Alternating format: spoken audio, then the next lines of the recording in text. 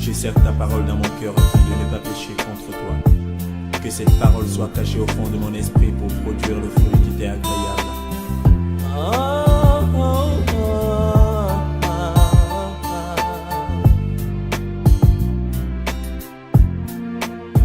Plus que jamais, j'aime ta parole. En tout cas, nous remercions Dr Sokegbe pour cette séance de prière qu'il a animée et pour la chaleur qu'il continue de donner à notre forum. Oui, je voudrais dire au docteur que je suis en déplacement, je suis dans sa zone à Alada, donc je priais depuis Alada et je suis venu maintenant à Paou. Donc je vous informe que bon, depuis Alada, hein, donc que j'ai reçu l'opinion et que j'ai traversé donc jusqu'à Paou maintenant. Que le Seigneur vous bénisse. Amen. Merci beaucoup. Merci pour la chaleur habituelle. Alors, est-ce que le docteur Sokegbe pourra partager avec nous ce qu'il avait noté peut-être tout à l'heure? Oui, je reviendrai. Continuez d'abord. Très bien. Oui, Donc, oui. on va continuer. Très bien. Merci beaucoup. Alors, je voudrais saluer les uns et les autres. Je redis bonsoir à ceux qui sont connectés. Je vois en ligne là, frère Nicolas Yepi. Tiens, je vois ici monsieur et madame Eda.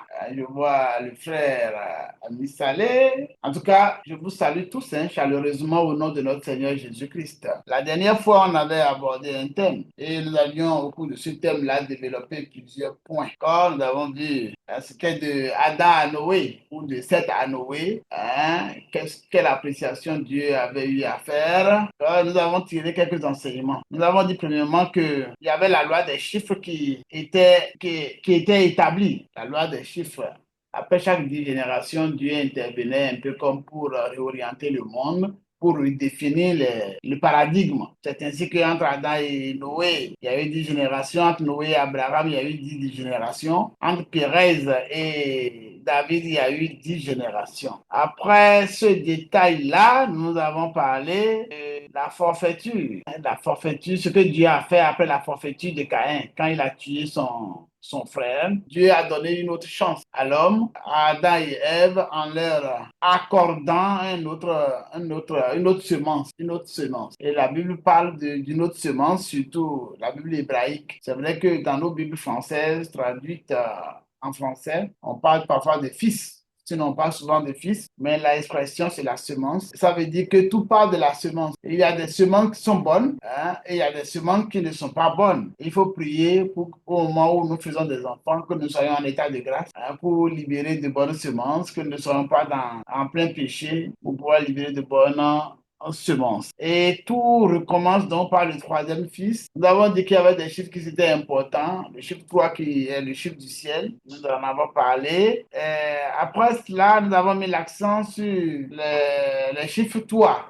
Troisième génération, c'était Enoch. C'est l'homme vu sous l'angle de la respiration. Nous avons mis aussi l'accent sur Enoch. Okay? Après, nous avons parlé de la nécessité de se promener avec que notre thème marcher avec Dieu n'était pas très approprié dans la sémantique. Quand le hébreu parle, il parle de se promener et non pas marcher. Se promener, c'est un état de vie avec Dieu. Voilà. Et c'est sur ça, c'est dans cet esprit-là, que la Bible dit que ne savez-vous pas que votre corps est le temple du Saint-Esprit. Donc, ce qui est approprié, c'est un mot-clé dans la Bible, se promener. Et là, ça commence par Noé. Cette appréciation-là. Nous avons aussi mis l'accent sur les âges. Nous avons vu que par rapport à Enoch qui fut enlevé, ce qui s'est passé, c'est qu'il avait 365 ans. C'était le moins âgé à l'époque. Et 365 ans coïncide avec l'année solaire. Nous avons fait un clin d'œil sur le poème épique mésopotamien. Il y avait des vérités dans ce poème-là, mais il y a aussi des choses qui défigurent, puisqu'il parle d'adorer le dieu solaire. OK? Alors, nous avons aussi dit qu'avant, nos parents avaient 900 ans, même plus, avant de quitter la Terre. Mais même si à nos yeux aujourd'hui, cela paraît très important, mais aux yeux des anciens, c'était léger. C'était pas important, c'était rien, puisqu'on n'arrivait même pas à faire 1000 ans. Or, 1000 ans, c'était un chiffre important qui pouvait dire que, bon, l'homme a quand même existé à l'époque. Donc, pour faire moins de 1000 ans, ça veut dire qu'on ne vivait pas, on n'a pas vécu. Voilà. Donc, nous avons parlé des âges et après, nous avons donné un peu la signification de Noé. C'est ce que nous allons approfondir. Alors, le thème que nous proposons aujourd'hui, après concertation au niveau des administrateurs qui s'en occupent, nous avons écrit de Adam, donc d'Adam à Noé, l'évaluation des 10 premières générations. Quelle évaluation Dieu a eu à faire? Et nous avons mis quand même un conducteur au niveau des questions. Quelle appréciation Dieu a-t-il fait et pour quelle décision? Quand Dieu a fait l'appréciation, là, quelle décision il a eu à prendre? Et il y a des sous-questions. Dieu peut-il juger le monde ou les hommes et les détruire? Est-ce que Dieu peut juger les hommes et les détruire? Et en quoi Noé est-il utile? C'est l'autre sous-question. Que fit Noé? Et puis la dernière question qu'on a mise là, c'est qu'est-ce qui a si tant corrompu la terre?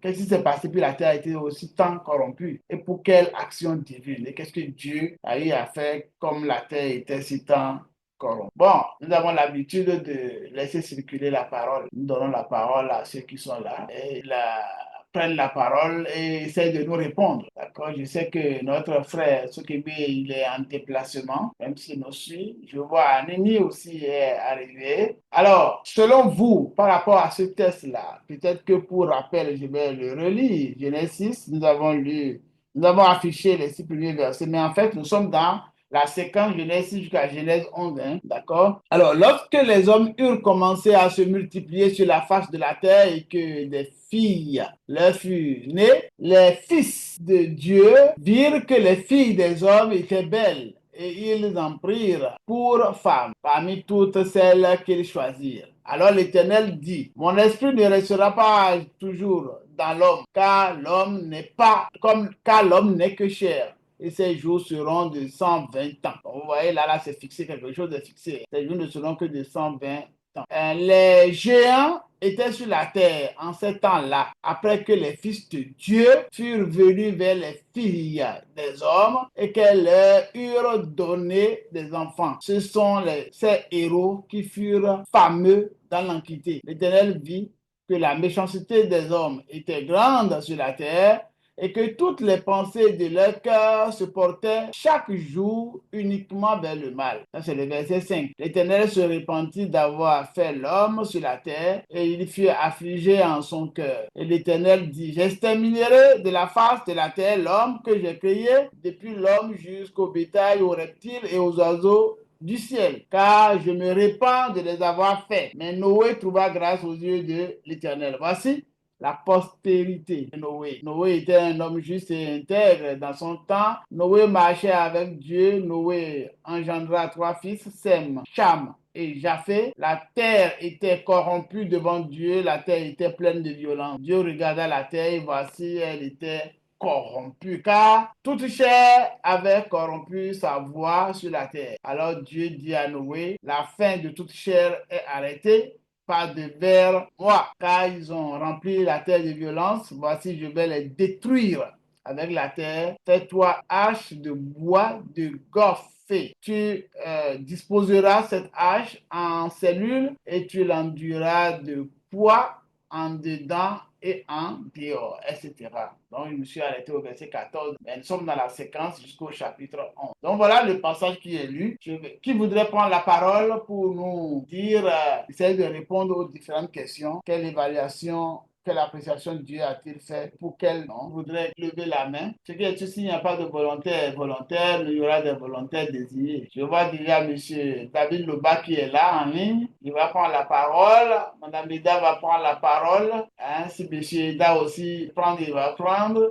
Et puis, on fera le tour. Il y a aussi notre ancien Nicolas Epi qui pourra prendre la parole. David Loba, s'il m'entend, qu'il active son micro, il aura l'honneur de commencer. Oui, j'entends bien. OK. Bonsoir, docteur. Bonsoir. Je viens d'arriver, je viens juste de me connecter. C'est pourquoi je pique. Je salue tout le Bon, monde dans le nom de Jésus. ok, donc il peut attendre alors. D'accord. Oui, je prends après. Donc, Je me mets dans la ok, donc moi, ok. Mhm. Donc je fais quelques commentaires rapides. OK. Très bien. On Je écoute. peux? Oui, allez-y, docteur Soguri. Alors, j'ai quelques commentaires que je veux faire sur le thème du jour. Oui. Bon, d'abord, lorsque j'ai lu le texte, c'est quoi la Bible nomme les géants? Les géants étaient sur la terre en ces temps-là. C'est une question que je pose. Maintenant, qu'est-ce qui a fait que Noé, lui, il a trouvé grâce? C'est vrai que j'ai prié, j'ai demandé que Dieu nous fasse grâce. Pourquoi Noé, lui, il a trouvé grâce auprès du Seigneur? C'est vrai, nous aussi, nous avons grâce d'être là. Pourquoi lui, il a trouvé grâce auprès du Seigneur? Maintenant, ça va être deuxième préoccupation. Troisième préoccupation. Pourquoi l'Éternel se repent? Alors, c'est quelle repentance? Maintenant, aujourd'hui, la corruption, on sait que la corruption. Maintenant, là, est-ce que c'est de quelle corruption il s'agit ici? Là, je suis au verset 11, hein, la terre était corrompue devant Dieu, la terre était pleine de violence. Et verset 12, Dieu regardait la terre, voici, elle était corrompue, car toute chair avait corrompu sa voie sur terre. Est-ce que c'est la corruption que nous avons aujourd'hui qui fait même office de recul, de retard dans les États, dans le monde entier? Est-ce que c'était cette corruption? Quelle était la corruption en ce moment? Bon, donc, et sans donner de détails sur les préoccupations que le docteur a soulevées, alors donc le test m'amène à poser donc ces 4 préoccupations qui peuvent également alimenter donc les échanges donc de la soirée. Très bien. Merci beaucoup. Merci, docteur. Merci beaucoup. En fait, les questions qu'on a mises là, c'est juste pour donner un petit conducteur. Sinon, ce n'est pas fermé. Et là, nous allons essayer de répondre aux questions que vous avez eu à mettre. Nous allons essayer de répondre. Merci beaucoup, docteur. Merci. Oui, docteur. Oui. Donc, je pourrais ajouter une dernière préoccupation. Oui. Quand Dieu... Oui, au verset 8, j'établis mon alliance avec toi. Tu entreras dans l'âge, toi et tes fils, ta femme et les femmes de tes fils avec toi. Maintenant, l'alliance là que Dieu a établie avec Noé, est-ce que c'est juste parce que Noé devait entrer dans l'arche ou bien c'est une alliance spirituelle? Quelle était la forme de cette alliance-là? Est-ce qu'on peut savoir? Parce qu'on sait que, par exemple, l'alliance, la première, une alliance, c'est que nous nous entendons, tu dois faire ci, tu ne dois pas faire ça. Mais l'alliance avec Noé, là, en quoi elle est particulière, par exemple, avec les premières alliances que Dieu a conclues avec, par exemple, Adam? Tu dois manger de tout, mais tu ne dois pas manger donc du fruit de l'arbre qui est au milieu. Voilà, on voit que là, c'est un contrat. Mais ici une alliance. Vous rentrez dans l'âge, toi, ta femme, tes fils. Donc, est-ce que, ou bien docteur, vous me suivez? J'ai compris. C'est-à-dire, c'est quelle forme d'alliance? Donc, je retourne l'antenne à toutes les servantes, les serviteurs de Dieu qui sont connectés. Merci beaucoup. Merci, docteur Sekebe. Alors, Madame Eda veut prendre la parole avant que M. Loba ne revienne. Je sais qu'elle est toujours prête. Est-ce qu'elle peut activer son micro? Oui, allô, bonsoir, chers tous, bonsoir, chers toutes, bonsoir, docteur. Alors, moi, je voulais suivre, comment dire, le développement d'abord avant de me prononcer. D'accord. Ok. Avant de me prononcer. J'ai compris. Donc, il faut qu'il y ait d'autres personnes d'abord avant que je te prononce. J'ai bien compris. Ça veut dire que on va aller vers Enseigne Yepi, hein. Enseigne Yepi. D'accord? Il faut essayer de nous dire quelle appréciation Dieu a-t-il fait et pour quelle décision. Est-ce que Dieu peut juger les hommes et les détruire? Enseigne Yepi, il faut activer votre micro et puis essayer de nous répondre. Oui, allez-y. Je suis là. Allez-y. Donc, quelle appréciation Dieu a fait au vu de ce qu'on a eu à lire? L'appréciation que Dieu fait, il regarde l'homme Oui. que lui l'a créé et il voit que l'homme n'est pas allé dans la direction que lui, il a orientée. L'homme s'est détourné de la direction que Dieu lui a donnée. L'homme a pris ses propres orientations, ses propres voies. Et Dieu va sanctionner, si je peux dire ainsi, sanctionner l'homme pour n'avoir pas obéi, pour n'avoir pas marché dans ses voies, dans les voies pour lesquelles lui, Dieu, il a créé l'homme, selon mon appréciation. Et l'homme, s'ayant détourné de la voie que Dieu lui a donnée, Dieu va sanctionner d'abord l'homme avant de le ramener dans les voies pour lesquelles il a créé. Selon mon entendement, pour cela, Dieu va prendre Noé, sa femme, et puis chaque élément, chaque élément de sa créature pour mettre dans l'âge, dans le but de pouvoir amener, dans le but de pouvoir refonder le monde. C'est à mon appréciation.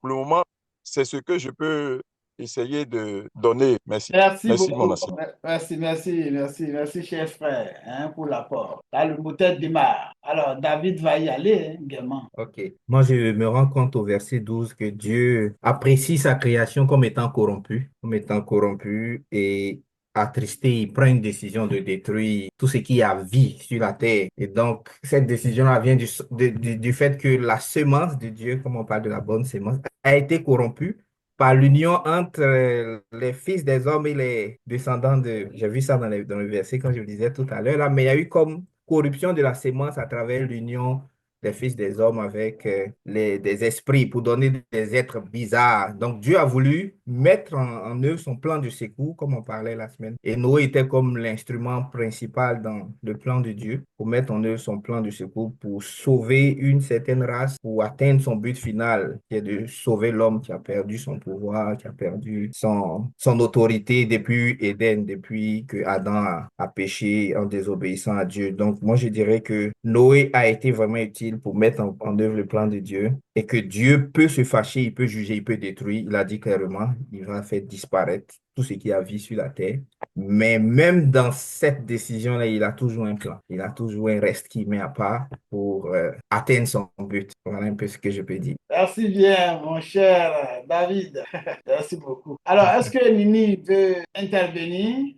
Le frère Nini, Florent, est-ce qu'il souhaite intervenir? S'il le souhaite, il peut activer, mais s'il ne le souhaite pas d'abord, nous allons y aller avant que Madame Eda ne vienne. Alors, le pasteur Bagedi s'est excusé parce qu'il y avait une cérémonie à laquelle il était obligé de se rendre. D'accord? Donc, c'est pourquoi il n'est pas là. Il vous salue. Le pasteur Bounouga a dit faire un forcing pour venir animer la prière, co-animer la prière avec le docteur Sokibi avant de ça. Ils sont tous là-bas. Il y a un cas de force majeure. Très bien. Alors, ici, par rapport aux différentes questions qui sont là, je crois que les réponses avec les questions que le docteur Sokibi a eu à poser pourront trouver les questions pourront trouver réponse dans l'analyse que nous allons essayer de faire. J'ai certes ta parole dans mon cœur afin de ne pas pécher contre toi. Que cette parole soit cachée au fond de mon esprit pour produire le fruit qui t'est agréable.